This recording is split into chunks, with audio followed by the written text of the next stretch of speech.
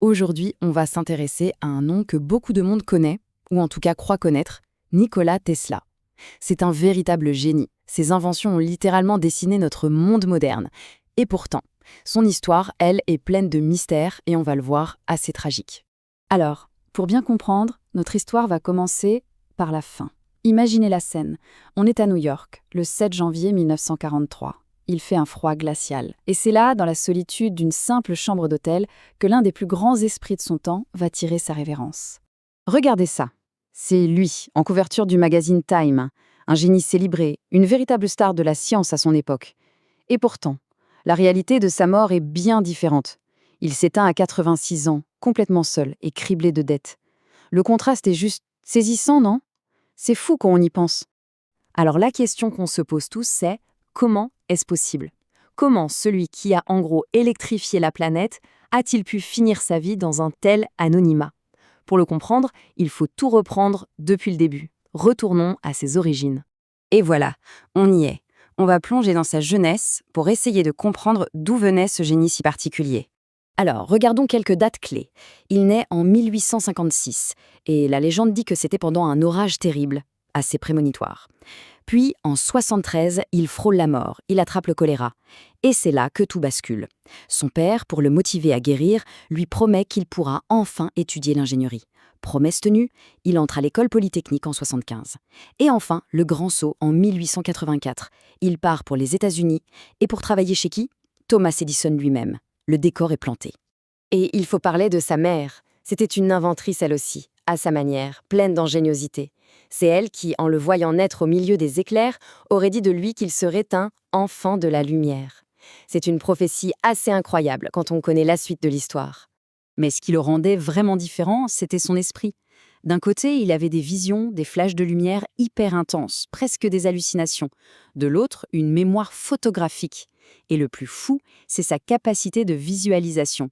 Il pouvait imaginer une machine, la faire tourner dans sa tête, la tester, trouver les défauts, tout ça sans jamais dessiner un seul plan. C'est juste ahurissant. Et cet esprit hors norme, eh bien, il va bientôt se heurter de plein fouet à un autre géant de l'époque. Ça va donner lieu à un conflit mythique, une véritable guerre pour l'avenir de l'électricité. Alors voilà le duel. D'un côté, on a Thomas Edison. Son truc, c'est le courant continu. Ça marche, mais c'est pas très efficace sur de longues distances. Il faudrait une centrale électrique quasiment à chaque pâté de maison. Et de l'autre, on a Tesla et sa vision, le courant alternatif. Lui, il peut être transporté sur des kilomètres sans problème. C'est pas juste un petit débat d'ingénieurs, c'est une véritable guerre qui va décider comment notre monde allait être alimenté en énergie. Et c'est cette vision du courant alternatif qui va le mener à l'apogée de sa carrière. On entre maintenant dans la période de ses plus grands succès. Cette image, elle est célèbre et elle résume tout. L'ambition de Tesla, elle était démesurée. Il ne voulait pas juste inventer des gadgets, non. Lui, il voulait carrément maîtriser les forces de l'univers pour les mettre au service de l'humanité. Rien que ça. Et il y a une année charnière dans tout ça, 1896. C'est l'année où sa plus grande vision va devenir une réalité éclatante. Et voilà la consécration, les chutes du Niagara. La toute première grande centrale hydroélectrique, basée entièrement sur ses brevets de courant alternatif. En réussissant à dompter cette puissance naturelle incroyable, il ne fait pas que produire de l'électricité. Il prouve au monde entier que son système est supérieur. C'est le point final de la guerre des courants. Victoire par chaos. Et attention, il ne s'est pas arrêté là, bien au contraire.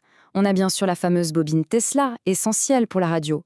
Son moteur à induction y fait tourner à peu près tout ce qui est un moteur électrique aujourd'hui. Il a même inventé la télécommande. En 1898, il a piloté un petit bateau à distance. Et puis, il y avait son rêve ultime, transmettre de l'énergie sans aucun fil. Mais c'est peut-être là, dans cette ambition presque trop grande pour un seul homme, que les problèmes ont commencé. Ce rêve d'un monde sans fil, ça va aussi être le début de sa chute. Le symbole de ce rêve fou, c'est ça, la tour de Wardenclyffe. Ce n'est pas juste une antenne. Pour Tesla, c'était le premier maillon d'un réseau mondial. Un système qui aurait permis de communiquer partout sur la planète et, surtout, de distribuer de l'énergie sans fil et, potentiellement, gratuitement. Mais voilà, le projet était peut-être trop beau, les financiers ont pris peur. De l'énergie gratuite pour tous, pas très rentable, alors ils ont coupé les vivres. Tesla se retrouve sans un sou.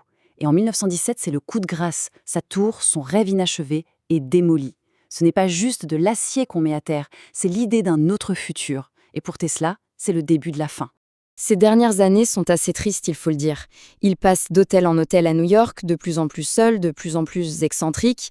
Son seul réconfort, il le trouve en s'occupant des pigeons. Il disait que c'était ses seuls vrais amis. Le grand génie qui avait illuminé le monde finissait sa vie dans l'ombre. Mais heureusement, l'histoire ne s'arrête pas là. On pourrait croire que c'est une fin tragique et sans appel, mais non. Après sa mort, son héritage va connaître une sorte de seconde vie, une renaissance incroyable. Et cette reconnaissance, elle est bien réelle.